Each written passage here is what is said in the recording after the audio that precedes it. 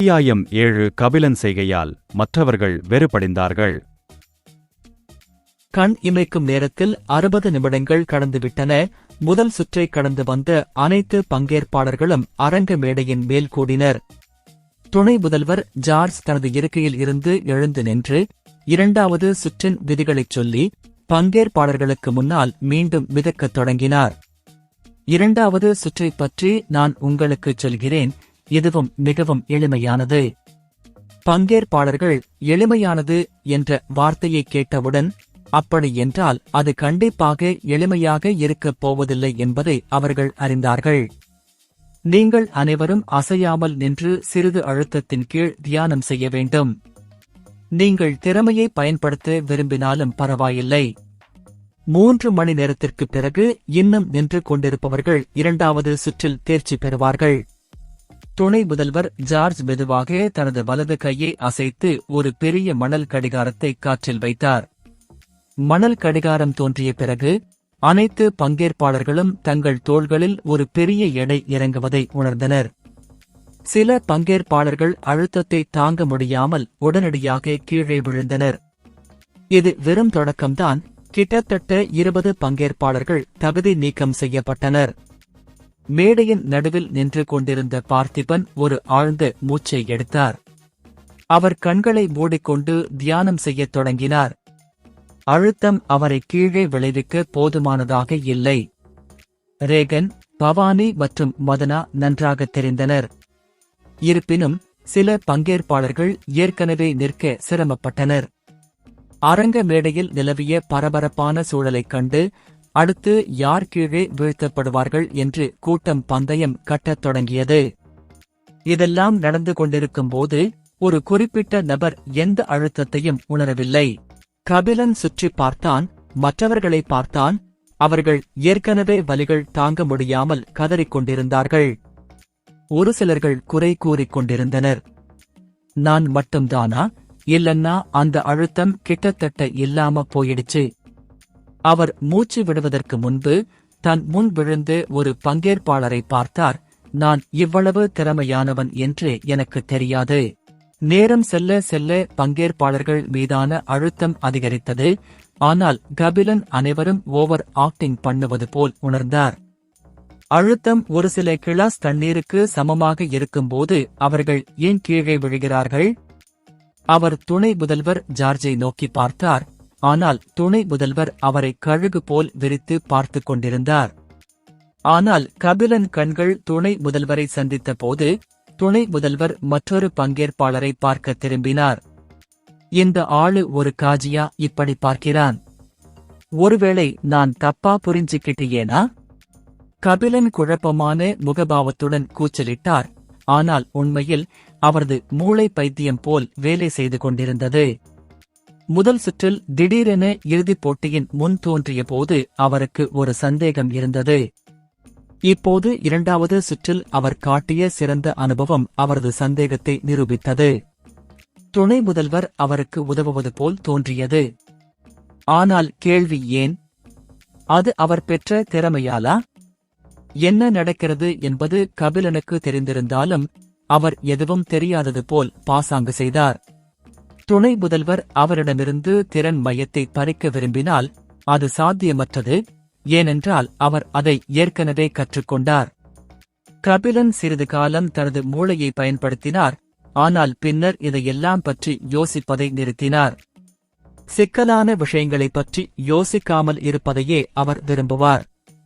மேலும் துணை முதல்வர் போன்ற சக்தி வாய்ந்த ஒருவரிடமிருந்து விலகி இருப்பது நல்லது. அதுபோலவே 2 மணி நேரம் கடந்துவிட்டது. பங்கேற்பாளர்களில் கிட்டத்தட்ட பாதி பேர் ஏற்கனவே தகுதி நீக்கம் செய்யப்பட்டனர். இப்போது பார்த்திபன் கூட வியர்த்துக் கொண்டிருந்தார். ஆனால் அவர் கண்களை மூடிக்கொண்டு நேராக நின்றார். ரேகனும் பவானியும் சில சிரமங்களை சந்தித்தனர். அதே நேரத்தில் மதனா தனது திறமைகளில் ஒன்றை பயன்படுத்த முடிவு செய்தால் உடைக்க முடியாத கேடயத்தின் பாதுகாப்பு வரட்டும் என்று கூறினாள். அவள் ஆன்மா உலகிலிருந்து ஒரு கேடயம். அவளை சிறிது நேரத்துக்கு அழுத்தத்தை குறைத்தார். மறுபுறம் கபிலன் சோர்வாகவும் சலிப்பாகவும் காணப்பட்டார். மற்றவர்களைப் போல அவருக்கு வியர்க்கவில்லை. ஆனால் அவரது கால்கள் மரத்துப் போனதுகிட்டே எவ்வளவு நேரம் தான் நிக்கணும், ஏனென்றால் அவர் இவ்வளவு நேரம் நிற்பது இதுவே முதல் முறை. அச்சச்சோ, நான் சோர்வாக இருக்கிறேன், இன்னும் எவ்வளவு நேரம் இருக்கிறது? கபிலன் ஒரு தூக்கம் போட்டது போல கபிலன் தனது கைகளையும் கால்களையும் நீட்டத் தொடங்கினார். அவரை பார்த்த பங்கேற்பாளர்களில் கிட்டத்தட்ட பாதி பேர் இருமினால் இரத்தம் கசிந்தது. அவர்கள் அனைவரும் சரியாக எழுந்து நிற்கக்கூட சிரமப்பட்டனர். ஆனால் இங்கே இவன் கொட்டாவி விடுறா தனது உடலை நீட்டி முடிச்சுட்டு இருக்கான். மற்ற பங்கேற்பாடுகளை கேலி செய்கிறானா? மற்றவர்களைப் போலல்லாமல் தென்றல் போல அவர் தேர்வில் தேர்ச்சி பெற்றதால் கூட்டத்தினர் கூட கபிலனை கவனித்தனர். கபிலன் இரண்டாவது சகோதரர் நவீனும் அவரை தீவிரமாக பார்த்து யோசித்தார். எனக்கு தெரியும், கபிலனுக்கு திறமை இருந்தது. ஆனா இது கொஞ்சம் ஓவரா இருக்கிற மாதிரி தெரியுதே, இது சரி இல்லையே. துணை முதல்வர் ஜார்ஜ் இன்னும் காற்றில் மிதந்து கொண்டிருந்தார். அவர் கபிலனை பார்த்து முகம் சுளித்தார். நீங்க முட்டாளுங்க. நீங்க ஐஸ் டிராகனின் திறமையை கற்றுக்கொண்டிருக்காவிட்டால் உங்களைப் போன்றவர்களை நான் ஏற்கனவே தகுதி நீக்கம் செய்திருப்பேன். துணை முதல்வர்தான் மாணவர்கள் மீது அழுத்தம் கொடுத்தார். கபிலன் மீது குறைந்தபட்ச அழுத்தத்தை அவர் கொடுத்தார். ஆனால் இப்போது கபிலனின் அணுகுமுறையை பார்த்து கபிலன் மீது கிட்டத்தட்ட 2 மடங்கு அழுத்தத்தை கொடுக்க வேண்டும் என்ற உந்துதல் அவருக்கு ஏற்பட்டது. ஆனால் அவரது உடையக்கூடிய உடலமைப்பை பார்த்து அவர் அதை விரும்பவில்லை. துணை முதல்வர் மற்ற பங்கேற்பாளர்களை பார்த்தபோது கபிலனுக்கு ஏமாற்றுவதில்தான் உதவியதால் குற்ற உணர்ச்சியடைந்தார். அமைதியா இருங்க, நான் இதை பிரின்சிபாலுக்காகத்தான் செய்கிறேன். ஆமா, நான் இதை பிரின்சிபாலுக்காகத்தான் செய்கிறேன். துணை முதல்வர் ஜார்ஜ் தனது குற்ற உணர்வை குறைக்க மனதிற்குள் தன்னைத்தானே ஆறுதல் படுத்திக் கொண்டார். இறுதியாக போட்டியின் கடைசி 1 மணி நேரம் முடிவடைந்ததும் பங்கேற்பாளர்கள் மீதான அழுத்தம் 2ஆம் சுற்று முடிவடைவதை குறிக்கும் வகையில் மறைந்தது. பல பங்கேற்பாளர்கள் மூச்சுத் திணறலுடனும் நனைந்த ஆடைகளிலிருந்து வியர்வை சொட்ட சொட்டவும் கீழே விழுந்தனர். பார்த்திபன், ரேகன் மற்றும் பவானி கூட தங்கள் நரம்புகளை அமைதிப்படுத்த மேடையில் அமர்ந்தனர். நூற்றுக்கணக்கான பங்கேற்பாளர்களில் 2 பங்கேற்பாளர்கள் இன்னும் நின்று கொண்டிருந்தனர். முதலில் வந்தவர் மதனா. இடையில் அழுத்தத்தை குறைக்க ஏதோ மந்திரம் பயன்படுத்தியதால் அவள் நின்று கொண்டிருந்தாள். மற்றவர் கபிலன் என்பது தெளிவாக தெரிந்தது. ஆனால் எல்லோரும் நிற்க முடியாமல் தவிப்பதைக் கண்டதும் அவரும் சோர்வாக இருப்பது போல் நடித்து அமர்ந்தார். துணை முதல்வர் வெற்றி பெற்ற பங்கேற்பாளர்களை திருப்தியுடன் பார்த்து உரத்த குரலில் அறிவித்தார். 2வது சுற்றில் முயற்சிகளுடன் தேர்ச்சி பெற்ற 401 பங்கேற்பாளர்களுக்கு வாழ்த்துக்கள். அவர் கபிலனை ஒரு விரைவான பார்வை பார்த்துக் கொண்டே முயற்சி என்ற வார்த்தையை வலியுறுத்திக் கொண்டிருந்தார். கூட்டத்தில் இருந்தவர்கள் பங்கேற்பாளர்களை வாழ்த்தி பலத்த கரவொலி எழுப்பினர். துணை முதல்வர் ஜார்ஜ் இறுதிச் சுற்று பற்றி பேசுவதற்கு முன்பு பங்கேற்பாளர்களுக்கு புன்னகையுடன் கைதட்டினார். ஏற்கனவே தாமதமாகிவிட்டதால் 3வது மற்றும் இறுதி சுற்று நாளை காலை நடைபெறும். அனைத்து பங்கேற்பாளர்களும் அன்றைய தினம் ஓய்வெடுக்க வேண்டும் என்று கூறினார். வெற்றி பெற்ற பங்கேற்பாளர்கள் பெருமையுடன் அரங்கை விட்டு வெளியேறினர். அவர்களது உறவினர்களும் நண்பர்களும் அவர்களை வாழ்த்தினர். ஆனால் அடுத்த சுற்றுக்கு முன்னேற தவறியவர்கள் மனச்சோர்வடைந்து கசப்பான முகங்களுடன் அரங்கை விட்டு வெளியேறினர். நவீன் கூட்டத்தை விட்டு வெளியேறி கபிலனை நோக்கி விரைந்தார். அவர் அவரை இறுக்கமாக கட்டிப்பிடித்து பெருமையான புன்னகையுடன் கூச்சலிட்டார். கபிலா, நீ அங்கே மிகவும் அற்புதமாக செய்தாய். உன்னால் அதைச் செய்ய முடியும் என்று எனக்குத் தெரியும். கபிலன் சிரித்துக்கொண்டே நவீனை கட்டிப்பிடித்தார். தனது சகோதரன் ஏமாற்றினாலும் அவனை பெருமைப்படுத்தியதில் அவர் மகிழ்ச்சியடைந்தார். ஆனாலும் இதைப் பற்றி யாரும் ஒருபோதும் கண்டுபிடிக்க மாட்டார்கள் என்று தன் மனதில் நினைத்துக் கொண்டான். அத்தியாயம் 8 இறுதிச் சுற்று. மறுநாள் அதிகாலையில் பங்கேற்பாளர்கள் மேடையை நோக்கிச் செல்லும்போது பார்வையாளர்கள் பெருமளவில் ஆரவாரம் செய்தனர். ஆனால் அது இறுதிச் சுற்று என்பதால் காற்றில் பதற்றம் ஒவ்வொரு நொடியும் அதிகரித்துக் கொண்டே வந்தது. அவர்கள் மேடையில் ஏறிய பிறகு துணை முதல்வர் ஜார்ஜ் அவர்களை வரவேற்றார். துணை முதல்வர் முதலில் இறுதிப் போட்டியாளரை வாழ்த்திவிட்டு பின்னர் இறுதிச் சுற்றுக்கான விதிகளைச் சொல்லித் தொடங்கினார். நேற்று நாள் முழுவதும் விவாதித்த பிறகு இறுதிச் சுற்றை முந்தைய ஆண்டைப் போலவே மாற்ற முடிவு செய்துள்ளோம். அனைத்து பங்கேற்பாளர்களுக்கும் இடையே ஒரு நேரடி போர் நடைபெறும். பங்கேற்பாளர்கள் ஒருவரையொருவர் பார்த்துக் கொண்டனர். ஒவ்வொரு ஆண்டும் ராயல் அகாடமி 200 மாணவர்களை தேர்ந்தெடுக்கும். ஆனால் இந்த முறை பங்கேற்பாளர்களின் எண்ணிக்கை 401 இருந்தது. அதாவது இந்த சுற்றில் 201 பங்கேற்பாளர்கள் தகுதி நீக்கம் செய்யப்படுவார்கள். ஆனால் கேள்வி என்னவென்றால், பங்கேற்பாளர்களின் எண்ணிக்கை 401 இருக்கும்போது அவர்கள் எவ்வாறு ஒருவருக்கொருவர் சண்டையிடப் போகிறார்கள்? துணை முதல்வர் ஜார்ஜ் அனைவரையும் புன்னகையுடன் பார்த்தார். அவர்களின் கவலைகளை கவனித்த பிறகு அமைதியான தொனியில், நீங்கள் எல்லோரும் என்ன நினைக்கிறீர்கள் என்று எனக்கு தெரியும். ஆனால் கவலைப்பட வேண்டாம். பங்கேற்பாளர்களின் எண்ணிக்கையை சமப்படுத்த ஒரு அதிர்ஷ்டசாலி மாணவர் இறுதிச் சுற்றில் இருந்து விலக்கு அளிக்கப்படுவார். நேரடியாக ராயல் அகாடமியில் நுழைவார் என்று நாங்கள் முடிவு செய்துள்ளோம். துணை முதல்வரின் வார்த்தைகளைக் கேட்டு அனைத்து பங்கேற்பாளர்களும் கூட்டத்தினரும் கூட வெறித்தனமாக ஓடினர். வரலாற்றில் முதல் முறையாக கடுமையான ராயல் அகாடமி அதிர்ஷ்டத்தின் அடிப்படையில் ஒருவரை தேர்ந்தெடுத்தது. நேரடி போட்டிகளில் வெற்றி பெறுவதற்கான வாய்ப்பு குறைவாக இருந்த பலவீனமான பங்கேற்பாளர்கள் தாங்கள் அதிர்ஷ்டசாலிகளாக மாற பிரார்த்தனை செய்யத் தொடங்கினர். ஆனால் கடைசி 2 சுற்றுகளையும் ஏமாற்றி தேர்ச்சி பெற்றதால் தான் அதிர்ஷ்டசாலியாக இருப்பார் என்று ஒரு குறிப்பிட்ட நபர் நினைத்துக் கொண்டான். கபிலன் தனது சகோதரனை பார்த்தான். அவனும் கபிலன் அதிர்ஷ்டசாலியாக மாற வேண்டும் என்று பிரார்த்தனை செய்து கொண்டிருந்தான். பின்னர் அவன் துணை முதல்வரை ஒரு சிக்கலான முகபாவத்துடன் பார்த்தான். மதிப்புமிக்க ராயல் அகாடமியில் நுழைவது நல்லது. அதன் மூலம் அவன் நிறைய வளங்களை பெறுவான். ஆனால் இப்போது கபிலனுக்கு வேறு யோசனைகள் வந்தன. அவர் கற்றுக்கொண்ட திறமை ஒரு பலவீனமானவரை அகாடமிக்குள் அனுமதிக்க அவர்கள் தயாராக இருந்ததா? இந்த ஆபத்தான பெரிய உலகில்தான் வெறும் அதிகாரம் குறைந்த சாதாரண தோற்றமுடைய ஒரு துணை கதாபாத்திரம் என்பதை அவன் அறிந்திருந்தான். அதனால்தான் அவன் சாதாரண வாழ்க்கையை வாழ விரும்பினான். அவர் ஒரு ஹீரோவாக மாற தகுதியானவர் அல்ல. அப்படி ஆகவும் விரும்பவில்லை. மற்றவர்களைப் போல அவருக்கு லட்சியங்கள் இல்லை என்பதல்ல, எதிர்காலத்தில் சக்தி வாய்ந்த ஒருவராகவும் மாற விரும்பினார். ஆனால் அவரது திறமையை கருத்தில் கொண்டு வது இடத்தை பிடித்ததால் சாத்தியமற்றதை கனவு காணவும் யதார்த்தத்தை ஏற்றுக்கொள்ளவும் அவருக்கு தெரியாது.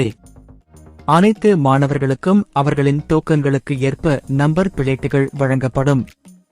மேலும் அதிர்ஷ்டசாலி மாணவரை தீர்மானிக்க ஒரு சீரற்ற பிளேட்டை தேர்ந்தெடுக்க நான் கூட்டத்திலிருந்து ஒருவரை அழைப்பேன். மீதமுள்ள மாணவர்கள் தங்கள் எண் பிளேட்டுகளுக்கு ஏற்ப ஒருவருக்கொருவர் சண்டையிடுவார்கள். எண் பிளேட் 1 உள்ள பங்கேற்பாளர்களுடன் எண் பிளேட் 400 உடன் மோதுவார்கள்.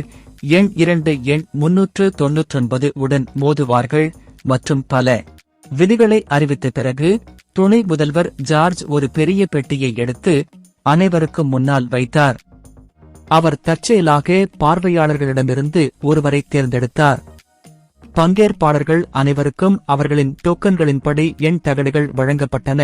அவர்கள் அனைவரும் சீரற்ற முறையில் தேர்ந்தெடுக்கப்பட்ட நபரை எதிர்பார்ப்புகளுடன் பார்த்தார்கள். அவர் 50களின் பிற்பகுதியில் இருக்கும் ஒரு வயதான பெண்மணி. தேர்ந்தெடுக்கப்பட்டதில் அந்த வயதான பெண்மணி மகிழ்ச்சியடைந்தார். அவர் துணை முதல்வரை நோக்கிச் சென்று தனக்கு முன்னால் இருந்த பெரிய பெட்டியை பார்த்தார். துணை முதல்வரின் சமிகையுடன் அவர் தனது கையை பெட்டிக்குள் வைத்து பெட்டியிலிருந்து ஒரு சீரற்ற எண் தகட்டை எடுத்து துணை முதல்வரிடம் கொடுத்தார். துணை முதல்வர் ஜார்ஜ் நம்பர் பிளேட்டை பார்த்துவிட்டு உரத்த குரலில் முடிவை அறிவித்தார். டோக்கன் எண் 1055, தட்டு எண் 303. தயவு செய்து முன்னோக்கிச் செல்லுங்கள். கபிலன் ஒரு பெரிய பெருமூச்சை விட்டு முன்னேறினான். அவன் ஆச்சரியப்படவில்லை, ஏனென்றால் இது நடக்கும் என்று அவன் ஏற்கனவே எதிர்பார்த்தான். கபிலன் முன்னோக்கி அடியெடுத்து வைத்ததும் பார்வையாளர்கள் ஆரவாரம் செய்தனர். ஆனால் அது யார் என்று பார்த்ததும் அனைவரும் அமைதியாகிவிட்டனர். முதல் சுற்றில் கபிலன் விசித்திரமான சூழ்நிலையை அவர்கள் அனைவரும் பார்த்திருக்கிறார்கள். அவரும் எந்த சிரமமும் இல்லாமல் 2வது சுற்றில் தேர்ச்சி பெற்றார். இப்போது அவர்தான் அதிர்ஷ்ட இடத்தை பெற்றவர். ஒருவர் எப்படி இவ்வளவு அதிர்ஷ்டசாலியாக இருக்க முடியும்? பங்கேற்பாளர்கள் அனைவரும் கபிலனை சந்தேகத்துடன் பார்த்தனர். அவர்கள் அனைவரின் மனதிலும் ஒரே எண்ணம் இருந்தது. அவர் ஏமாற்றுகிறாரா? ஆனால் ராயல் அகாடமி ஒருபோதும் ஏமாற்றுதலை ஏற்றுக்கொள்வதில்லை. மேலும் அவர்களின் நுழைவுத் தேர்வில் எப்போதும் நியாயமாக இருப்பதை கருத்தில் கொண்டு யாரும் தங்கள் சந்தேகங்களை வெளிப்படுத்தவில்லை. கபிலன் சகோதரர் நவீன் தனது இருக்கையிலிருந்து எழுந்து நின்று உற்சாகப்படுத்தினார். அவர்களின் குடும்பத்தின் சோம்பேறியான கபிலன் ராஜ்யத்தின் மிகப்பெரிய அகாடமிகளில் ஒன்றில் நுழைந்ததை அவரால் இன்னும் நம்ப முடியவில்லை. அவர் மேடைக்கு விரைந்து சென்று தனது சகோதரனின் அதிர்ஷ்டத்தை பற்றி முழு உலகிற்கும் சொல்ல விரும்பினார். ஆனால் அவர்கள் இன்னும் இறுதிச் சுற்றின் நடுவில் இருந்தனர். அதனால்தான் அவர் தன்னை கட்டுப்படுத்திக் கொண்டார். இதற்கிடையில் கபிலன் அனைத்து பங்கேற்பாளர்களிடமிருந்தும் முன்னேறி வருவதை பார்த்து துணை முதல்வரின் முகத்தில் ஒரு திகைப்பு ஏற்பட்டது. அடப்பாவி, இந்த பையன் அதிர்ஷ்டம் வரலாம், அதுக்காக இப்படியாடா? ஒருத்தனுக்கு அதிர்ஷ்ட வந்தா கூரைய பிச்சிட்டு பணம் கொட்டுன்னு சொல்லுவாங்க. ஆனா இவனுக்கு அதிர்ஷ்ட தேவதையே கூரையே பொழந்துகிட்டு வந்து கொடுக்கும் போல இருக்கு. துணை முதல்வருக்கு இனி என்ன செய்வதென்று தெரியவில்லை. நேற்று இரவு அவர் ஒரு தகவல் தொடர்பு படிகத்தின் உதவியுடன் முதல்வரிடம் பேசிவிட்டார். மேலும் முதல்வர் கபிலனுக்கு உதவ வேண்டாம் என்று கூறிவிட்டார். ஐஸ் டிராகனின் மரபு வழி திறமை முதல்வருக்கு முக்கியமானதாக இருந்த போதிலும் அவர் தனது அகாடமியில் ஒரு பயனற்ற மாணவனை வைத்திருப்பதை விரும்பவில்லை. அவரிடம் திறமை இல்லாவிட்டாலும் இவ்வளவு அதிர்ஷ்டம் இருந்தும் நான் கூட அவரை பார்த்து பொறாமைப்படுகிறேன் என்று துணை முதல்வர் தனது மயக்க நிலையிலிருந்து மீள்வதற்கு முன்பு உள்ளுக்குள் யோசித்தார். துணை முதல்வர் கபிலனை பார்வையாளர் இருக்கைகளுக்கு திரும்புவதற்கு பதிலாக ஆசிரியர்களுடன் உட்காரச் சொன்னார். வரவிருக்கும் போர்களில் இருந்து கபிலன் ஏதாவது கற்றுக்கொள்ள வேண்டும் என்று அவர் விரும்பினார். இறுதிச் சுற்று இறுதியாக தொடங்கியது. 20 வெவ்வேறு பங்கேற்பாளர்கள் ஒரே நேரத்தில் போராடினர். பார்த்திபன், பிரேதம், மதனா மற்றும் பவானி ஆகியோர் ஒருவருக்கொருவர் எதிராக போட்டியிடவில்லை. திறமையான நபரை ஒருவருக்கொருவர் எதிராக நிறுத்தாமல் இருக்க அகாடமி உறுதி செய்தது போல் தோன்றியது. அவர்கள் எந்த திறமையையும் இழக்க விரும்பவில்லை. அத்தியாயம் 9. கபிலனின் முதல் பயணத் தொடக்கம். பங்கேற்பாளர்கள் தங்கள் முழு பலத்தையும் பயன்படுத்தி போராடத் தொடங்கினர். யார் வெற்றி பெறுவார்கள் என்று பந்தயம் கட்டியதால் போட்டி கூட்டத்தினருக்கு உற்சாகமாகவும் அற்புதமாகவும் இருந்தது. எல்லாம் சரியாக போய்க் கொண்டிருந்தது. ஒரு குறிப்பிட்ட நபர் கட்டுப்பாட்டை இழந்து மிகவும் உற்சாகமாக மாறும் வரை. முட்டாள், நீ இடது பக்கம் ஓடு என்று கபிலன் கத்தினான். உன் முதுகை பார்ப்பது என்ன கண்கொள்ளா காட்சியா? உனக்கு இவ்வளவு திறமைகள் இருந்தால் குறைந்தபட்சம் அதையாவது முறையாக பயன்படுத்து என்று கபிலன் மீண்டும் கத்தினான். என் வார்த்தையை கவனி. நீங்கள் எவ்வளவு மெதுவாக தாக்கினாலும் நீ ஜெயிக்கிறதுக்கு வாய்ப்பு இல்லை. மறுபடியும் கபிலன் கத்தினான். உன்னை நீயே காப்பாத்திக்கோ. உனக்கு மூளை இருக்கா இல்லையா? கபிலன் சிரித்துக் கொண்டே கேட்டான். கபிலனின் அருகில் அமர்ந்திருந்த அனைத்து ஆசிரியர்களும் வெட்கத்தால் முகங்களை மறைத்துக் கொண்டனர். அவர்கள் வாழ்க்கையில் முதல் முறையாக இவ்வளவு அவமானமாக உணர்ந்தார்கள். கபிலனை பார்வையாளர்களை நோக்கி தூக்கி எறிவதைத் தவிர வேறு எதையும் அவர்கள் விரும்பவில்லை. ஆனால் துணை முதல்வர் ஜார்ஜ் கபிலனை அங்கே உட்காரச் சொன்னதை கருத்தில் கொண்டு கபிலனை அமைதியாக சபிப்பதைத் தவிர வேறு எதுவும் செய்ய அவர்களால் முடியவில்லை. கபிலனுக்கு அருகில் சண்டையிட்டுக் கொண்டிருந்த பங்கேற்பாளர்களும் அவர் கூறும் பயங்கரமான கருத்துக்களை கேட்டனர். தோல்வியடைந்த பிறகு பங்கேற்பாளர்களில் ஒருவர் கபிலனை தனது வாளால் அடிக்கச் சென்றார். ஆனால் கபிலன் 10 முதல் 20 ஆசிரியர்களின் நடுவில் ஆடம்பரமாக அமர்ந்திருந்தார். அதனால்தான் பங்கேற்பாளர்கள் கோபத்துடன் பற்களை கடிப்பதைத் தவிர வேறு வழியில்லை. நவீனும் நிலைமையைக் கண்டான். அவன் முகத்தை ஒரு கருப்பு துணியால் மூடிக்கொண்டான். அவன் அந்த முள் குத்தியவனின் சகோதரன் என்று யாரிடமும் சொல்ல வாய்ப்பே இல்லை. அடடா, அவனுக்கு கபிலன் யார் என்று கூட தெரியாது. 100க்கும் மேற்பட்ட எதிரிகளை உருவாக்கியதை அறியாத கபிலன் இறுதிச் சுற்று முடியும் வரை தனது கருத்துக்களை தொடர்ந்தார். மற்ற சண்டைகளை பார்ப்பது இவ்வளவு உற்சாகமாக இருக்கும் என்று அவனுக்கு ஒருபோதும் தெரியாது. புத்துணர்ச்சியுடன் உணர்ந்தான். ஜூஸ் நிரப்பப்பட்ட கிளாஸை எடுத்து அது தன் இடது பக்கத்தில் அமர்ந்திருக்கும் ஆசிரியருடையது என்று தெரியாமல் குடிக்க ஆரம்பித்தான். ஆஹா, நாம இப்படித்தான் நம்ம வாழ்க்கையை வாழணும். சில முட்டாள்கள் என் மனநிலையை கெடுக்காம இருந்திருந்தா இந்த நிகழ்ச்சி அருமையா இருந்திருக்கும். காலியான கண்ணாடி கிளாஸை இடது பக்கத்தில் அமர்ந்திருந்த ஆசிரியரிடம் கொடுப்பதற்கு முன்பு கபிலன் புன்னகையுடன் கூச்சலிட்டார். அவரது இடது பக்கத்தில் அமர்ந்திருந்த ஆசிரியர் கபிலனை வெறுப்புடன் பார்த்தார். என்ன ஆச்சு? ஏன் கபிலன் ஆசிரியர் போலவும் நாம அவருடைய வேலைக்காரர்கள் போலவும் தோணுது? வெற்றி பெற்ற 200 பங்கேற்பாளர்களும் மேடையின் நடுவில் நின்று கூட்டத்தின் ஆரவாரத்தில் திளைத்தனர். இறுதிச் சுற்றில் தேர்ச்சி பெற்று ராயல் அகாடமியில் நுழைய வாய்ப்பு கிடைத்ததில் அவர்கள் அனைவரும் மகிழ்ச்சியடைந்தனர். துணை முதல்வர் ஜார்ஜ் வெற்றி பெற்ற 200 பங்கேற்பாளர்களையும் வாழ்த்தி பேசினார். தேர்வில் தேர்ச்சி பெற்ற பிறகு அனைத்து பங்கேற்பாளர்களும் உடனடியாக ராயல் அகாடமிக்கு செல்ல வேண்டியிருந்ததால் அவர்களின் குடும்பத்தினருக்கும் நண்பர்களுக்கும் விடைபெற 1 மணி நேரம் அவகாசம் அளித்தார். கபிலன் தன் நாற்காலியில் இருந்து எழுந்து நின்று தன் சகோதரன் அமர்ந்திருந்த இடத்தை பார்த்தான். ஆனால் அங்கு தன் சகோதரன் இருப்பதற்கான அறிகுறியே கபிலனுக்கு தெரியவில்லை. இரண்டாவது சகோதரன் எங்கே போனான்? திடீரென்று பின்னால் இருந்து ஒரு பழக்கமான குரல் தனது பெயரை கூப்பிடுவதை கேட்டான். கபிலன். கபிலன் திரும்பி பார்த்தபோதுதான் தனது இரண்டாவது சகோதரனின் முகம் கருப்பு துணியால் மூடப்பட்டிருப்பதைக் கண்டான். அவன் நவீனை முகம் சுளித்து பார்த்தான். இரண்டாம் சகோதரரே, ஏன் முகத்தை மறைக்கிறாய்? தற்செயலாக ஒரு பழைய எதிரியை சந்தித்தாயா? கபிலனின் குழப்பமான முகபாவனையை பார்த்து நவீனுக்கு அவனை அடிக்க வேண்டும் என்ற வெறி வந்தது. ஆனால் அவன் தன்னை கட்டுப்படுத்திக் கொண்டு கபிலனை உள்ளுக்குள் சபித்தான். உன் நார வாயை வச்சிக்கிட்டு அமைதியாக இருந்திருந்தா நான் எதுக்கு முகத்தை மறைக்கணும்? எல்லாம் நீ பார்த்த வேலை தாண்டா காரணம். இருப்பினும் அவர் கபிலனை பற்றி மகிழ்ச்சியாக உணர்ந்தார். முதலில் இறுதிச் சுற்று நேரடி போட்டி என்று நவீன் கேள்விப்பட்ட போது கபிலன் வெற்றி பெற வாய்ப்பில்லை என்று அவர் உறுதியாக நம்பினார். ஆனால் பின்னர் கபிலன் அதிர்ஷ்டசாலியாகி இறுதிச் சுற்றில் கூட பங்கேற்காமல் அகாடமியில் நுழைந்தார்.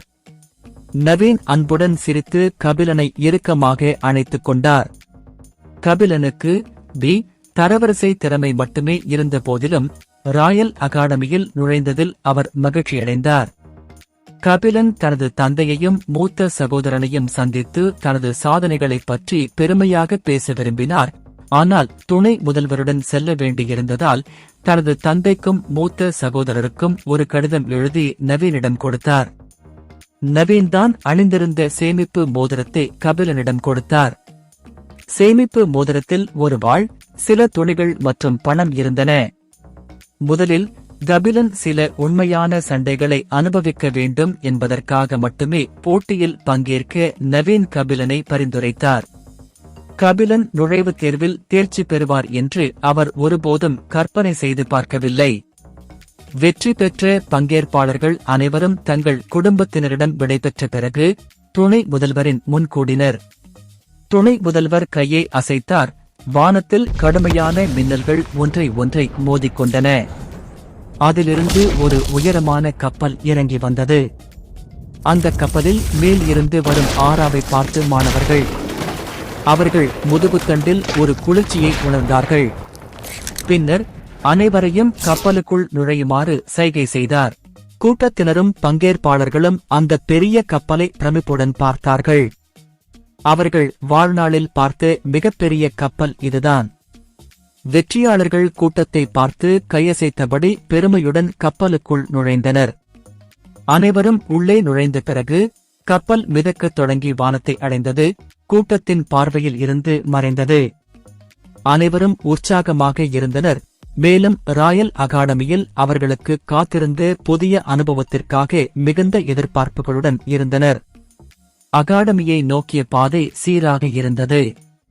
இறுதிச் சுற்றில் சண்டையிட்டதால் அனைவரும் சோர்வாக இருந்ததால் அவர்கள் அனைவரும் கப்பலுக்குள் இருந்த வெவ்வேறு அறைகளுக்கு ஓய்வெடுக்கச் சென்றனர். கபிலன் தவிர முன்னால் நின்று மேகங்களை உற்சாகத்துடன் பார்த்துக் கொண்டிருந்தார். ஹோலி, நாம் தரையிலிருந்து எவ்வளவு தூரத்தில் இருக்கிறோம்? இந்த கப்பல் எதனால் ஆனது? கப்பலின் ஒவ்வொரு அங்குலத்தையும் ஆய்வு செய்யும் போது அவர் ஆர்வத்துடன் தனக்குள் கேள்விகளை கேட்டார். அத்தியாயம் 10 ராயல் அகாடமி புள்ளி விவரங்கள். நாள் முழுவதும் பயணித்த பிறகு கப்பல் இறுதியாக அகாடமியின் முன் வந்து சேர்ந்தது. பங்கேற்பாளர்கள் அனைவரும் ஏற்கனவே விழித்திருந்தனர். 3 மலைகளுக்கு இடையில் பெருமையுடன் நிற்கும் 7 பெரிய கோபுரங்களை அவர்கள் பிரமிப்புடன் பார்த்தார்கள். பார்த்திபன், ரேகன், பவானி மற்றும் மதனா ஆகியோர் நுழைவுத் தேர்வுக்கு இடையில் நன்றாக பழகி நெருக்கமாகிவிட்டதால் ஒரு குழுவாக நின்று கொண்டிருந்தனர். அவர்கள் மட்டுமல்ல, பங்கேற்பாளர்களில் பலர் குழுக்களாக நின்று கொண்டிருந்தனர். 7 கோபுரங்களுக்கு நடுவில் ஒரு பெரிய மேடையில் தரையிறங்குவதற்கு முன்பு கப்பல் சிறிது நேரம் அகாடமிக்கு மேலே மிதந்தது. துணை முதல்வரிடமிருந்து ஒரு சமிகையை பெற்ற பிறகு அனைவரும் கப்பலை விட்டு வெளியேறி ஆச்சரியமும் மரியாதையும் நிறைந்த பார்வையுடன் தங்கள் சுற்றுப்புறங்களை பார்த்தனர். அவர்கள் இறுதியாக மதிப்புமிக்க ராயல் அகாடமிக்குள் நுழைந்தனர். அவர்களுக்கு அது ஒரு கனவு நனவாகும். துணை முதல்வர் அனைவரும் தன்னை பின்தொடர்ந்து ஒரு கட்டிடத்திற்குள் வருமாறு சைகை செய்தார். அவர்கள் கட்டிடத்திற்குள் நுழைந்தவுடன் மையத்தில் ஒரு பெரிய மேடையுடன் கூடிய ஒரு பெரிய மண்டபத்தை கண்டார்கள். மேடையின் நடுவில் ஒரு அழகான பளபளப்பான படிகம் மிதந்து கொண்டிருந்தது. ஹால் காலியாக இருந்தது. பார்வையாளர் இருக்கைகளில் யாரும் அமரவில்லை. துணை முதல்வர் மிதக்கும் படிகத்தை நோக்கிச் சென்று பெருமையுடன் கூறினார், நீங்க எல்லாரும் இது என்னன்னு யோசிச்சிருப்பீங்க. உங்க முன்னாடி மிதக்கிற இந்த அழகான படிகம் ஒரு எல்ஃபால கண்டுபிடிக்கப்பட்டது. அவர் முதன்மை நண்பர்களில் ஒருவரா இருந்ததால அவர் எங்களுக்கும் ஒன்றை பரிசளித்தார். இந்த படிகம் ராயல் அகாடமி மாணவர்களுக்கு மட்டுமே கிடைக்கும் ஒரு சிறப்பு சலுகை. இந்த படிகத்தை தொட்ட பிறகு கிரகத்தின் அசல் மையத்துடன் ஒரு சிறிய தொடர்பை ஏற்படுத்துவீர்கள். மேலும் அவர்கள் கொண்டிருக்கும் பல்வேறு திறன்களையும் அவர்களின் உடலின் புள்ளி விவரங்களையும் அனைவரும் பார்க்க முடியும். துணை முதல்வரின் பேச்சை கேட்டதும் அனைவரும் அதிர்ச்சியடைந்தனர். திறமைகளை ஒதுக்கி வைத்துவிட்டு அவர்களின் உடலின் புள்ளி விவரங்களை பார்க்க முடிந்தால் அவர்களின் பலவீனங்களை அவர்களால் எளிதாக கண்டுபிடிக்க முடியும். சில நிமிட சூடான விவாதத்திற்கு பிறகு துணை முதல்வர் படிகத்தை பற்றி இன்னும் விரிவாக விளக்கினார். படிகம் அனைவரின் திறமைகளையும் கணக்கிட்டு ஒவ்வொருவரின் வலிமை, மானாத்திறன், தரவரிசை மற்றும் பிற சிறப்பு உடல் பண்புகளை அளவிடும். பின்னர் எல்லாவற்றையும் தரவரிசையில் காண்பிக்கும் என்று அவர் அனைவருக்கும் கூறினார். மேலும் படிகம் கிரகத்தின் மூல மையத்துடன் இணைக்கப்பட்டிருப்பதால் படிகத்தை தொடும் நபரை தவிர வேறு யாரும் அவற்றின் புள்ளி விவரங்களை காண முடியாது. படிகத்தின் நிறத்தை பார்த்த பிறகு துணை முதல்வருக்கு தெரிந்து கொள்ளக்கூடிய ஒரே விஷயம் அவர்களின் திறமை மட்டுமே. துணை முதல்வரின் பின்னால் நின்ற ஆசிரியர் ஒவ்வொருவராக தங்கள் பெயர்களைச் சொல்லி அழைக்கத் தொடங்கியதால் புதிய மாணவர்கள் அனைவரும் உற்சாகமடைந்தனர். பவானி எவர்ஃப்ரோஸ்ட். இறுதியாக ஒரு பழக்கமான பெயர் கேட்டது. டியூக் எவர்ஃப்ரோஸ்டின் பெயர் மிகவும் பிரபலமானது என்பதால் பல மாணவர்கள் இந்த பெயரை அடையாளம் கண்டு கொண்டனர். மேடையை நோக்கி நடந்து வந்த ஆரஞ்சு நிற ஹேர்டு பெண்ணை அனைவரும் பெருமையுடன் பார்த்தனர். அவள் பெயர் அழைக்கப்பட்டவுடன் அனைவரும் அமைதியாகிவிட்டனர். பவானி படிகத்தின் மீது கையை வைத்து புள்ளி விவரங்களைப் பற்றி யோசித்தாள். புள்ளி விவரங்கள். பெயர் பவானி.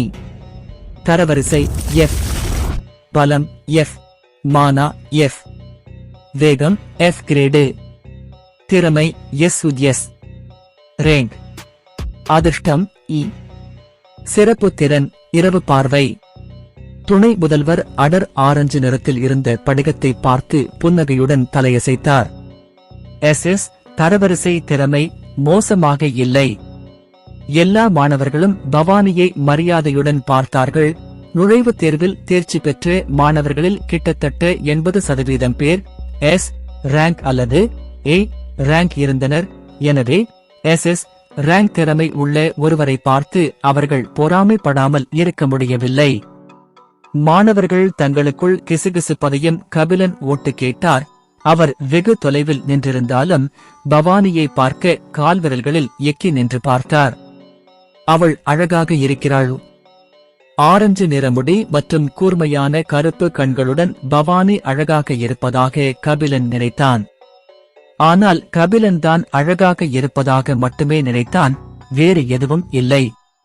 பவானிக்கு பிறகு கிரகத்தின் மூல மையத்துடன் தொடர்பை ஏற்படுத்த இன்னும் பல மாணவர்கள் அழைக்கப்பட்டனர். சில நிமிடங்களுக்கு பிறகு ரேகன் பெயர் அழைக்கப்பட்டது. ரேகன் வான் ஐன்ஸ்வோர்த். அவரது பெயர் அழைக்கப்பட்ட தருணம் இன்னும் பெரிய சலசலப்பு வெடித்தது. மேடையை நோக்கி ஸ்டைலாக நடந்து வந்த அழகான தங்க முடிகொண்ட சிறுவனை அனைவரும் பார்த்தார்கள். புதிய மாணவர்களில் சில பிரபுக்கள் ரேகன் எஸ்கலாண்ட் ராஜ்யத்தின் 2வது இளவரசர் என்பது பற்றி அறிந்திருந்தனர்.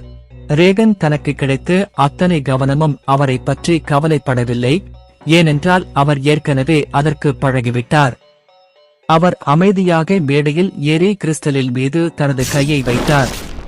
புள்ளி விவரங்கள்: பெயர் ரேகன், தரவரிசை எஃப் ரேங்க், வலிமை +F ரேங்க், மானா F ரேங்க், வேகம் +F ரேங்க், திறமை S தரவரிசை, அதிர்ஷ்டம் -D. படிகம் சிவப்பு நிறத்தில் இருப்பதை பார்த்து துணை முதல்வர் தாழ்ந்த குரலில் எஸ் தரவரிசை திறமை. ஆனால் அனைவரின் கவனமும் ரேகன் மீது குவிந்திருந்ததால் அவர்கள் துணை முதல்வர் வார்த்தைகளை தெளிவாக கேட்டு அதிர்ச்சியில் திணறினர். எஸ் திறமை என்பது 300 ஆண்டுகளுக்கு ஒரு முறை மட்டுமே தோன்றும் ஒன்று.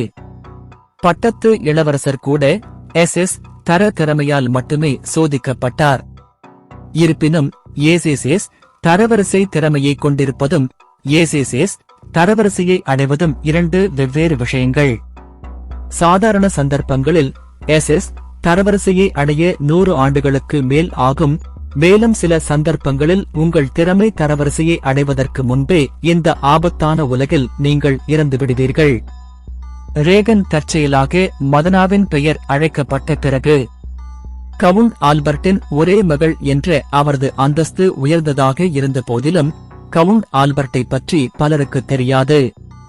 மதனா அழகாக இருந்தாள், பவானி விடவும் அழகாக இருந்தாள். அடர் நீல நிறமுடி மற்றும் கடல் நீல நிற கண்களுடன் அவள் சொர்க்கத்திலிருந்து இறங்கி வரும் ஒரு தேவதை போல இருந்தாள். கிட்டத்தட்ட எல்லா ஆண் மாணவர்களும் அவளை மலர்ந்த முகங்களுடன் பார்த்தார்கள்.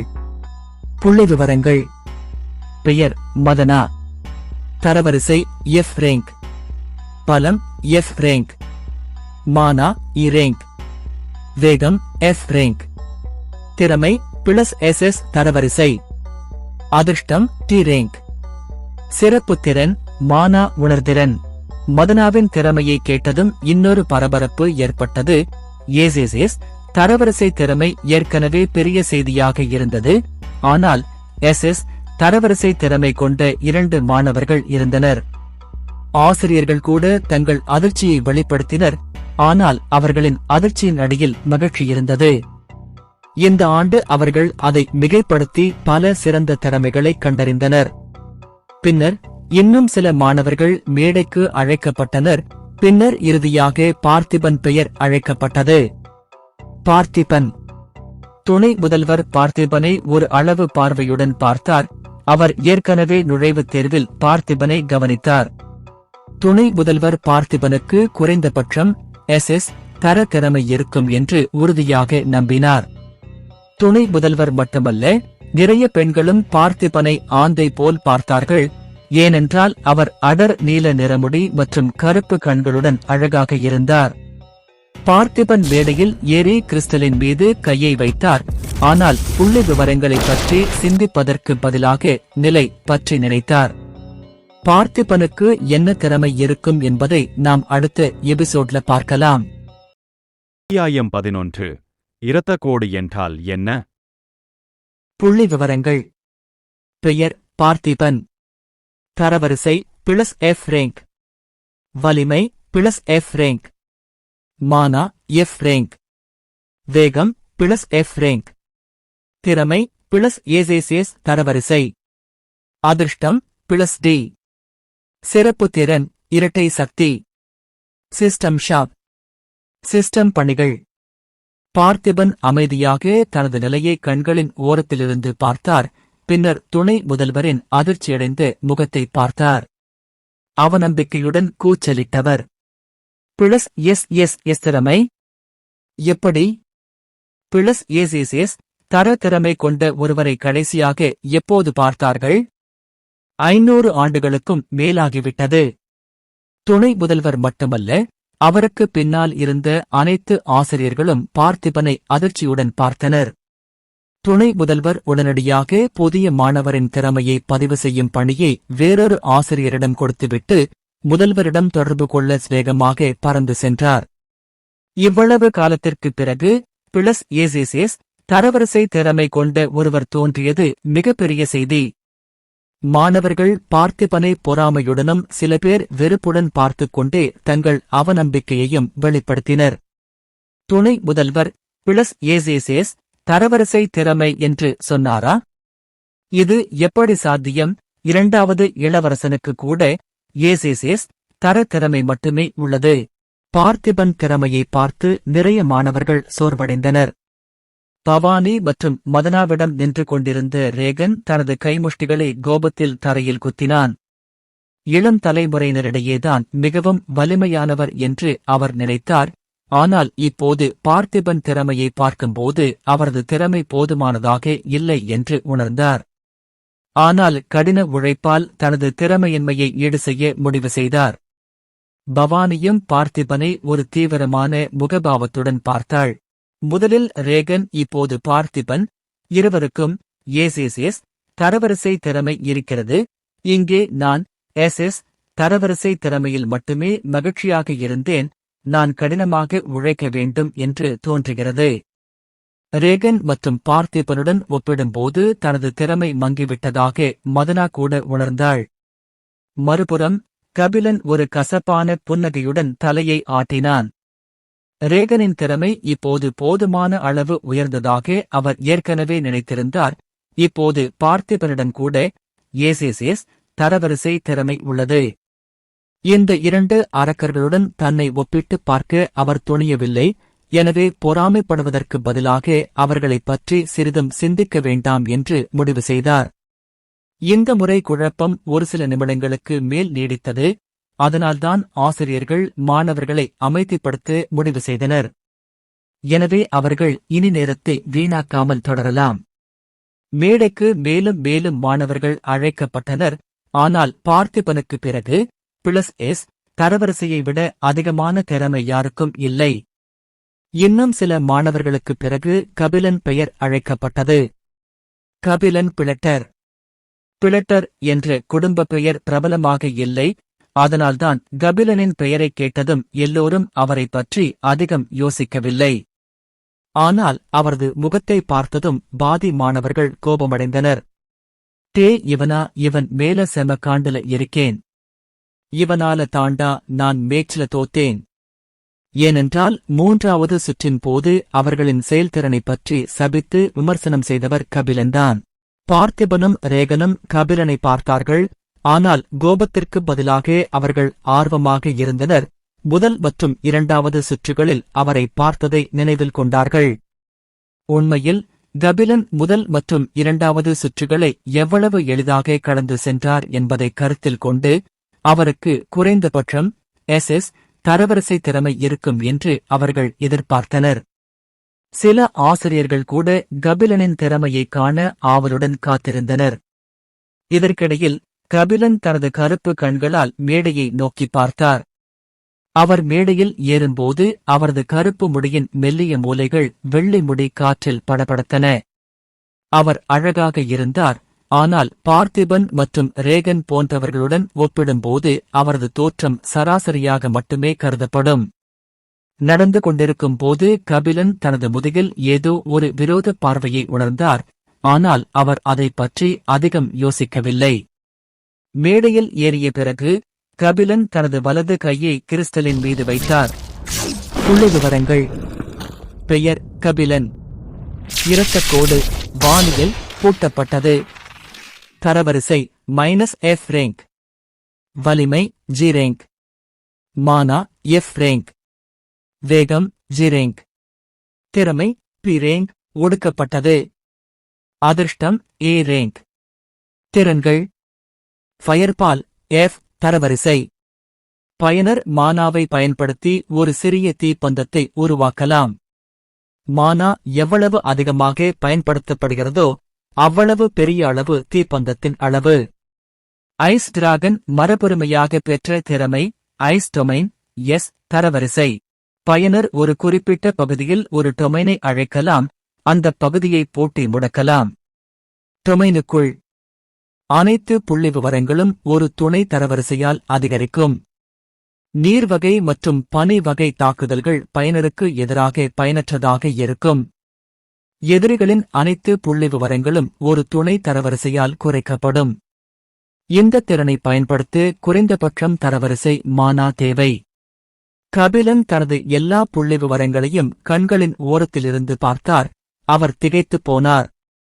அவரது 2 புள்ளிவிவரங்கள் G ரேங்க். இது மிகக் குறைந்த ரேங்க் என்று கூறலாம். ஐயையோ, ரேங்க் என்ன இவ்வளவு கம்மியா இருக்கு? இத மத்தவங்க பார்த்தா என்ன காரி துப்புவாங்களே. என் கதை முடிஞ்சது, அவ்வளவுதான். ஆனால் அவரை மிகவும் திகைக்க வைத்த விஷயம் S தரவரிசை திறன். S தரவரிசை திறன்கள் SS தரவரிசை திறமையை கண்டறிவது போலவே அரிதானவை.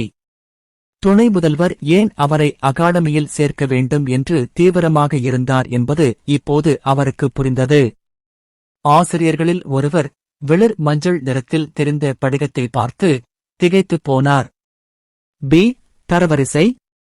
ஆசிரியர் கபிலனை கூர்மையான பார்வையுடன் பார்த்தார். இது எப்படி சாத்தியம்? முதல் மற்றும் 2வது சுற்றுத் தேர்வில் அவன் மிக எளிதாக தேர்ச்சி பெற்றான் அல்லவா?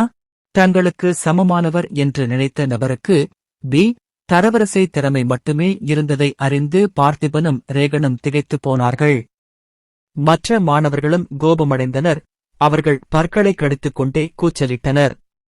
ஏண்டா வெண்ண, இந்த ரேங்கை வச்சிக்கிட்டு இந்த ஆட்டோ ஆடுன? இதுக்கு இடையில அப்படி போய் சண்டையிடு, இப்படி போய் சண்டையிடு, அறிவுரை எல்லாம் சொன்னையடா. நீ மட்டும் கையில கிடைச்ச செத்தடா மவனே என்று ஒவ்வொரு மாதிரி பேசிக்கொண்டனர். ஏண்டா B தரவரிசை திறமை மட்டும்தானா? 3வது சுற்றில் அவர் நம்மகிட்ட கேவலமா நடந்துகிட்டான். அவர் குறைந்தபட்சம் SS தரவரிசையில் இருப்பார் என்று நான் நினைத்தார்கள். அவரிடம் A தரவரிசை திறமை கூட இல்லாத SS தரவரிசை திறமை. 3வது சுற்றில் கபிலன் தங்களை எப்படி திட்டினார் என்பதை கருத்தில் கொண்டு சில மாணவர்கள் அவரை அடிக்க விரும்பினர். ஆனால் ஆசிரியர்கள் இன்னும் இருப்பதைக் கண்டு அவர்கள் தங்களை கட்டுப்படுத்திக் கொண்டனர். இதெல்லாம் நடந்து கொண்டிருக்கும்போது கபிலன் வேறு ஏதோ ஒன்றை கவனித்ததால் திகைப்புடன் தனது புள்ளிவிவரங்களை பார்த்தார். என்ன இரத்தக்கோடு? மனிதர்களுக்கு எப்போது இரத்தக்கோடுகள் இருக்க ஆரம்பித்தன? அசுரர்களுக்கு மட்டுமே இரத்தக் கோடுகள் இருக்கும் என்று நினைத்தேன். ஏன் என்னுடைய ரேங்க் குறைக்கப்பட்டது? கபிலனுக்கு ஆயிரக்கணக்கான கேள்விகள் தலைக்குள் ஓடிக்கொண்டிருந்தன. அவனுடைய இதயம் வேகமாக துடித்துக் கொண்டிருந்தது. ஏனென்றால் அவனுடைய ரேங்க் அடக்கப்பட்டதாக காட்டப்பட்டால் அவன் தன் ரேங்கை அதிகரிக்க முடியுமா? அவர் உள்ளுக்குள் அதிர்ச்சியடைந்தார். சில நிமிட அதிர்ச்சிக்குப் பிறகு அவர் உற்சாகமடைந்தார். உற்சாகமாக இருந்தார். ஏனென்றால் அவர் எப்படியாவது தனது திறமையை அதிகரிக்க முடிந்தால் ரேகன் அல்லது பார்த்திபன் போன்றவர்களுடன் போட்டியிட முடியும். கபிலன் முன் நின்ற ஆசிரியர் அவரை வெறுப்புடன் பார்த்தார். படிகத்தை பார்த்து கொண்டிருந்த கபிலன் ஆசிரியரின் குளிர்ந்த குரலைக் கேட்டு மயக்கத்திலிருந்து மீண்டார். அதான் முடிஞ்சிருச்சுல, நீ இப்போ கிளம்பலாம். கபிலன் தனது புள்ளிவிவரங்களில் இரத்தக்கோடு காட்டுவது பற்றி கேட்க விரும்பினார். ஆனால் இதுபோன்ற ஒன்றைச் சொல்லும் அளவுக்கு யாரையும் அவர் நம்பாததால் அவர் அதை தவிர்த்துவிட்டார். இவை அனைத்திற்கும் மத்தியில் கபிலன் கவனிக்க தவறிய ஒரு விஷயம் அவரது அதிர்ஷ்ட நிலை. அது தரவரிசை. மாணவர்களிலேயே உயர்ந்தவர். மாணவர்களை மட்டுமல்ல, ஒப்பிட்டு பார்த்தால் அவரது அதிர்ஷ்ட நிலை முழு ராஜ்யத்திலேயே உயர்ந்ததாக இருக்கலாம். அத்தியாயம் 12. முதல் நாளிலே கபிலன் தன் வகுப்பறையை தவறவிட்டான். அனைவரின் திறமையும் பதிவு செய்யப்பட்ட பிறகு ஆசிரியர்கள் மாணவர்களுக்கு அவர்களின் அடையாள டோக்கன்களை வழங்கினர். அகாடமிக்குள் கொலை, சண்டை, திருட்டு அல்லது பிற தீய செயல்கள் தடை செய்யப்பட்ட சில விதிகளையும் அவர்கள் விளக்கினர். சண்டையிடாமல் தீர்க்க முடியாத ஒன்று இருந்தால் அகாடமி அரங்கிற்குள் நீங்கள் ஒருவருக்கொருவர் சவால் விடலாம். விதிகள் மிகவும் கண்டிப்பானவை, உன்னதமான பட்டங்கள் கூட பயனற்றவை. தவிர விதிகளை மீறத் துணிபவர்களை அகாடமி தண்டிக்கும். நல்ல விஷயம் என்னவென்றால், பலர் தனிமையில் பயிற்சி செய்ய விரும்புவதால் மாணவர்கள் வகுப்புகளை தவிர்க்க அனுமதிக்கப்பட்டனர். ஆனால் அனைவரும் ஒவ்வொரு மாதமும் அகாடமியால் ஒதுக்கப்பட்ட பணிகளை முடிக்க வேண்டியிருந்தது. இந்த பணிகள் புள்ளிகளை வழங்குகின்றன. அவற்றை பணம், கலை புத்தகங்கள், திறன்கள் அல்லது அகாடமிக்குள் உள்ள பிற விஷயங்களுக்கு பரிமாறிக்கொள்ளலாம். ஒரு இளம் ஆசிரியர் மாணவர்களுக்கு அகாடமியைச் சுற்றி ஒரு சுற்றுப்பயணம் செய்தார். ராயல் அகாடமி மிகப்பெரியதாக இருந்தது. இன்று முதல் நாள் என்பதால் மாணவர்கள் தங்களுக்கு ஒதுக்கப்பட்ட தங்குமிடங்களை அறிய பிரதான கட்டிடத்திற்குள் தங்களை பதிவு செய்து கொண்டால் போதும். பிரதான கட்டிடத்தில் திட்டமிடப்பட்ட வகுப்புகளையும் அவர்கள் சரிபார்க்கலாம். சிறிது நேரம் அகாடமியை சுற்றி பார்த்த பிறகு அனைத்து மாணவர்களும் பிரதான கட்டிடத்தில் தங்களை பதிவு செய்ய கிளம்பினர். பிரதான கட்டிடம் வெவ்வேறு ஆண்டு மாணவர்களால் மிகவும் நெரிசலாக இருந்தது.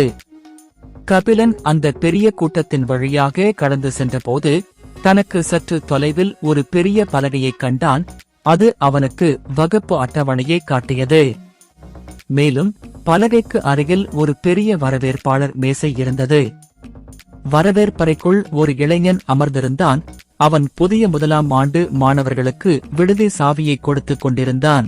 வரவேற்பாளரிடமிருந்து சாவியை பெற்ற பிறகு அனைத்து மாணவர்களும் ஓய்வெடுக்க தங்களுக்கு ஒதுக்கப்பட்ட தங்குமிடங்களுக்கு சென்றனர்.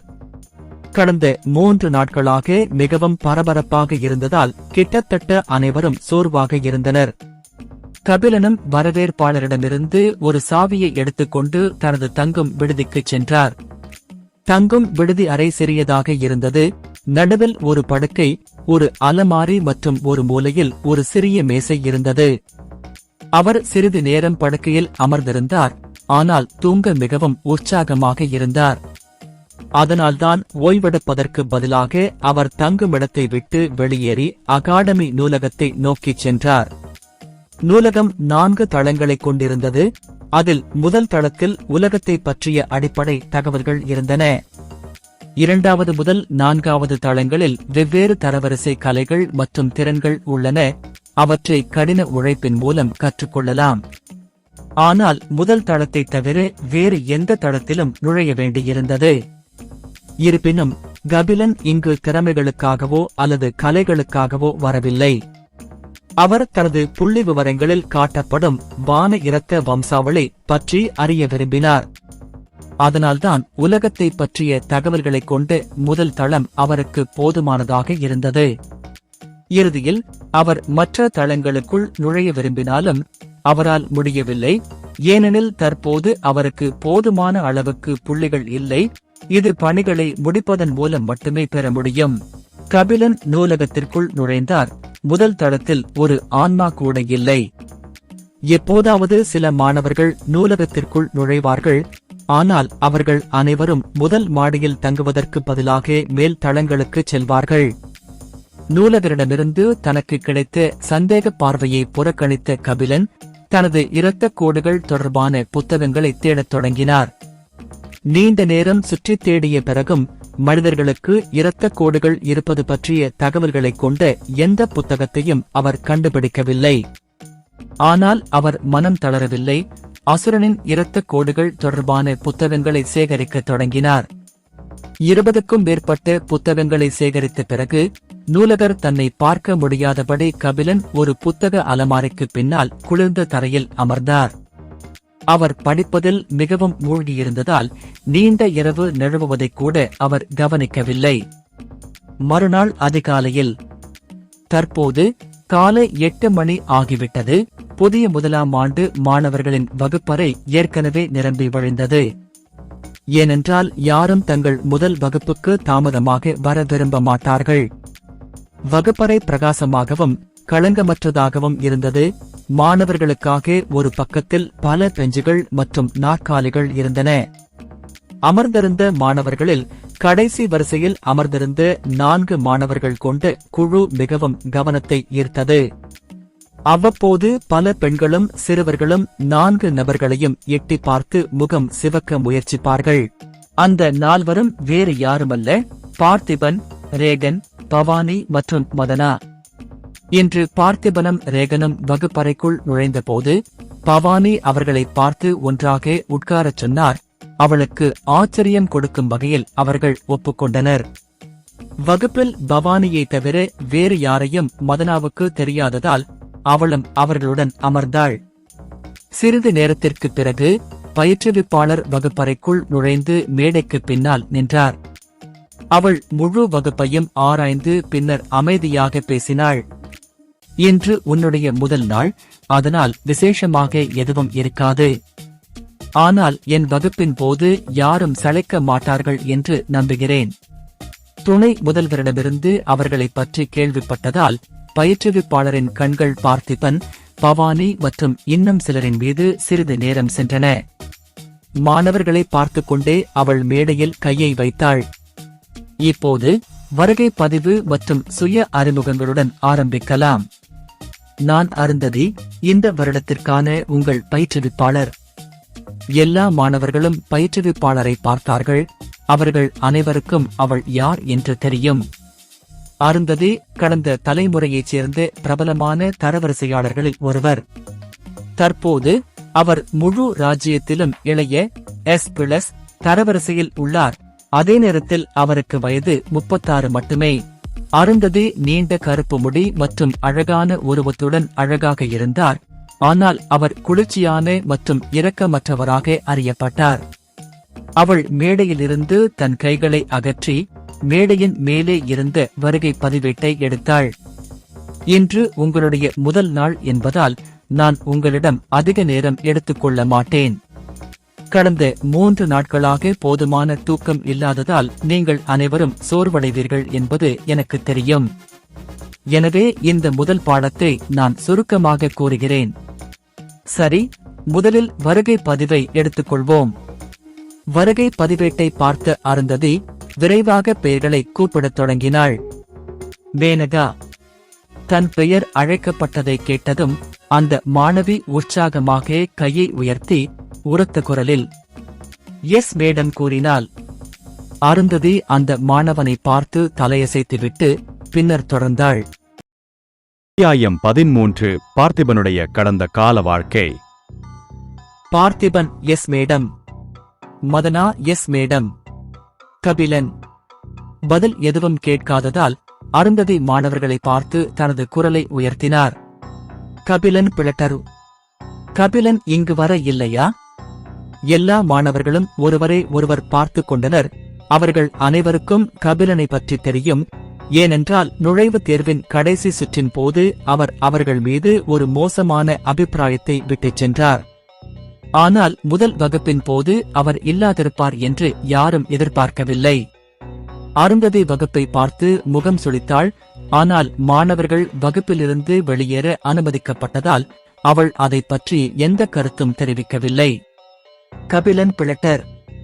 முதல் வகுப்பில் யார் இருக்க துணிச்சலாக இருக்கிறார்கள் என்பதை பார்க்க இந்த பெயரை நான் நினைவில் கொள்கிறேன்.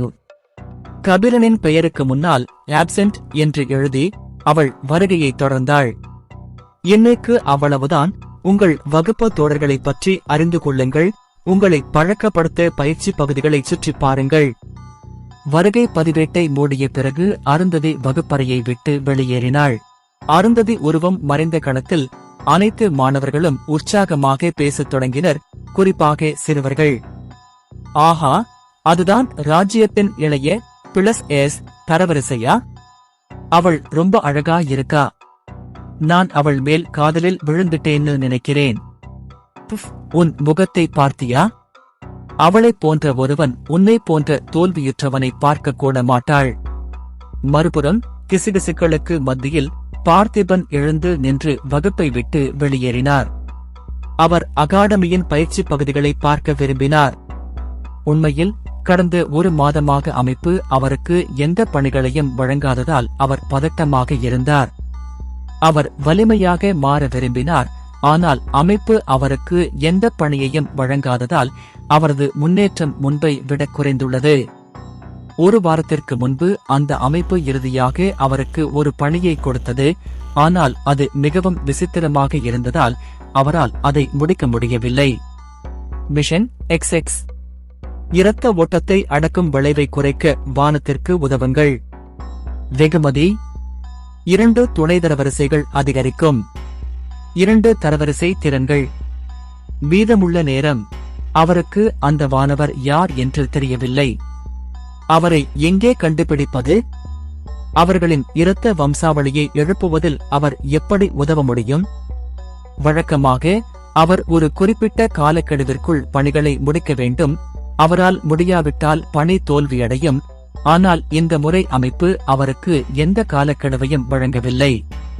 பார்த்திபன் அந்த அமைப்புடன் தொடர்பு கொள்ளக்கூட முடியவில்லை. அந்த அமைப்பு அவரது வாழ்க்கையின் மோசமான நேரத்தில் அவர் கண்டறிந்த ஒரு விசித்திரமான அமைப்பாகும்.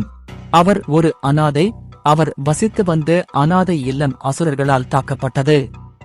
அனாதை இல்லத்தில் வசித்து அனைத்து குழந்தைகளும் அசுரனின் சீற்றத்தால் இறந்தனர். அந்த நேரத்தில் தனது சகோதர சகோதரிகளின் இறந்த உடல்களை பார்த்த பார்த்திபன் எல்லாமே தனது தவறு என்று உணர்ந்தார். அவர் போதுமான வலிமையுடன் இருந்திருந்தால் அவருக்கு பிரியமானவர்களை பாதுகாக்க முடிந்திருக்கும். கோபத்தில் சுயநினைவை இழந்த பிறகு பின்விளைவுகளைப் பற்றி அதிகம் சிந்திக்காமல் அவர் இருண்ட காட்டுக்குள் நுழைந்தார். அவர் பலவீனமாக இருந்த போதிலும் தனது சகோதர சகோதரிகளுக்காக பழிவாங்க விரும்பியதால் அவர் அதை பொருட்படுத்தவில்லை. தற்செயலாக அந்த அமைப்போடு தொடர்பு கொள்ளாமல் இருந்திருந்தால் அவர் காட்டிலேயே இறந்திருப்பார். இணைப்பு நிறுவப்பட்ட பிறகு அந்த அமைப்பு அவர் வாழ்ந்து கொண்டிருந்த உலகின் அழிவை அவருக்கு காட்டியது. பார்த்திபன் தனது வாழ்நாள் முழுவதும் மறக்க முடியாத ஒரு காட்சி அது. உலகம் முழுவதும் தாக்குதல் நடந்தன. அதில் ஒவ்வொரு மனிதனும் கொடூரமாக வேட்டையாடி கொல்லப்பட்டனர். இறந்த உடல்கள் எல்லா இடங்களிலும் குவிந்து கிடந்தன. மேலும் ஒருவர் கேட்கக்கூடிய ஒரே சத்தம் அலறல்களும் வேதனையால் நிறைந்த வேதனையான அழுகைகளும் மட்டுமே. குழந்தைகள், முதியவர்கள் அல்லது சிறியவர்கள் என அனைவரும் இறந்து கொண்டிருந்தனர். உலகம் வீழ்ச்சியின் விளிம்பில் இருந்தது. இவ்வளவு பெரிய பேரழிவை ஏற்படுத்தும் காட்சியைக் கண்ட பிறகு பார்த்திபன் தன்னை வலிமையாக்கிக் கொள்வதாக உறுதியளித்தார். அதனால் உலக அழிவை தடுத்து நிறுத்தவும் தனக்கு பிடித்தமானவற்றை பாதுகாக்கவும் முடியும். மேலும் அந்த அமைப்பு அவருக்கு உதவியாக இருந்ததால் அவர் எளிதாக தரவரிசையில் ஏறத் தொடங்கினார். இப்போது அவர் பலவீனமாக இருந்தார். அவரால் எதுவும் செய்ய முடியவில்லை. ஆனால் இந்த அமைப்பின் மூலம் அவர் கண்ட எதிர்காலம் விரைவில் வரும். அந்த அழிவுகரமான எதிர்காலத்தை மாற்ற அவர் கடினமாக உழைக்க வேண்டியிருந்தது. ரேகன், மதனா மற்றும் பவானி ஆகியோர் பார்த்திபன் செல்வதைக் கண்டதும் அவர்களும் அவருக்கு பின்னால் சென்றனர். அவர்களிடம் பார்த்திபனைப் போல திறமை இல்லை. ஆனால் அவர்கள் சோம்பேறித்தனமாக இருந்து எல்லாவற்றையும் திறமையின் மீது குறை சொல்ல விரும்பவில்லை. ஏனென்றால் திறமைதான் எல்லாமே அல்ல. ஒருவர் கடினமாக உழைக்கவில்லை என்றால் அவர்களிடம் திறமை இருந்தாலும் அவர்களால் பெரிய உயரங்களை அடைய முடியாது. அவர்கள் வகுப்பை விட்டு வெளியேறிய போது யாரும் பின்தங்கியிருக்க விரும்பாததால் நிறைய மாணவர்கள் அவர்களுக்கு பின்னால் சென்றனர். சிறிது நேரத்திற்கு பிறகு பார்த்திபன் பயிற்சி பகுதிக்குள் நுழைந்தார். 2 கால்பந்து மைதானங்களின் அளவை சுற்றி ஒரு பெரிய திறந்தவெளி மைதானம் அவரது பார்வைக்கு முன் தோன்றியது. பயிற்சி மைதானத்தின் ஒரு பக்கத்தில் நூற்றுக்கணக்கான டம்மிகள் இருந்தன. அவை நெருக்கமான போரில் கவனம் செலுத்துபவர்களுக்கு ஏற்றதாக இருந்தன. பயிற்சி டம்மிகள் B தரவரிசை பொருளால் செய்யப்பட்டன. இது A தரவரிசை தாக்குதலின் தாக்கத்தை கூட தாங்கக்கூடிய மிகவும் கடினமான உலோகமாகும். மேலும் மாணவர்கள் அவற்றை உடைப்பதை பற்றி கவலைப்படாமல் சுதந்திரமாக அவற்றை எதிர்த்து பயிற்சி செய்யலாம். மறுபுறம் நீண்ட தூர போரில் நிபுணத்துவம் பெற்றவர்களுக்கு நிறைய புல்சை இலக்குகள் இருந்தன. பயிற்சி மைதானத்தின் நடுப்பகுதி காலியாக இருந்தது, அதாவது அதில் எதுவும் இல்லை. அடிப்படையில் அது ஒவ்வொருவரும் தாங்கள் பயிற்சி செய்ய விரும்பும் எந்த திறமையையும் கலையையும் பயிற்சி செய்ய பயன்படுத்தக்கூடிய ஒரு பகுதியாகும். பயிற்சி மைதானத்தை பார்த்த பிறகு பார்த்திபன் நேரடியாக டம்மிகளுக்கு சென்று பயிற்சி செய்ய தொடங்கினார். சில நிமிடங்களுக்கு பிறகு ரேகனும் பயிற்சி மைதானத்திற்குள் நுழைந்தார். பார்த்திபன் மிகவும் கடினமாக உழைப்பதை பார்த்து அவர் தனது ஈட்டியை பிடித்து டம்மிகளுக்கும் சென்றார். மறுபுறம் பவானியும் மதனாவும் நீண்ட தூர பகுதியை நோக்கிச் சென்றனர். சில வினாடிகளுக்கு பிறகு இன்னும் பல மாணவர்கள் பயிற்சி மைதானத்திற்குள் நுழைந்து தங்கள் குறிப்பிட்ட திறன்களை பயிற்சி செய்ய தொடங்கினர்.